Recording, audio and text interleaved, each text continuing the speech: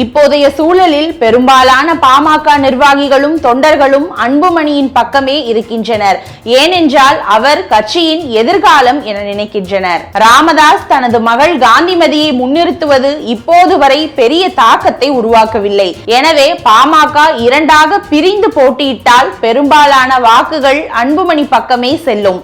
ராமதாஸால் ஓரளவு ஆதரவை மட்டுமே பெற முடியும் என்கின்றனர் அரசியல் விமர்சகர்கள். அதே நேரத்தில் இந்த தேர்தல் என்பது அன்புமணிக்கு அக்னி பரீட்சைதான். தொடர் தோல்விகள் எனும் குற்றச்சாட்டை தான் அன்புமணி மீது ராமதாஸ் முன்வைக்கிறார்.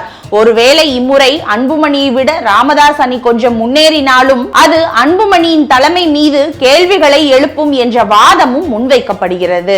அன்புமணி முழுக்க முழுக்க திமுகவுக்கு எதிராக பேசி வருகிறார். எனவே அவர் அதிமுக அணியிலும் ராமதாஸ் திமுக அணியிலும் இருக்கும் சூழல் உருவானால் அது 2026 தேர்தலில் பெரும் சலசலப்பை உருவாக்கும். இதில் யார் அதிக தொகுதிகளை கைப்பற்றுகிறார்கள் என்பதை பொறுத்தே கட்சியின் எதிர்காலம் தீர்மானிக்கப்படும். எனவே 2026 தேர்தலில் கட்சியை யார் வெற்றி பாதையில் கொண்டு செல்கிறார்களோ அவர்கள் பக்கமே பாட்டாளிகள் இனி படையெடுப்பார்கள் என்கின்றனர் அரசியல் நோக்கர்கள். அதுவரை பாமகவினர் மத்தியில் குழப்பம் நீடிக்கும் வாய்ப்புதான் அதிகம்.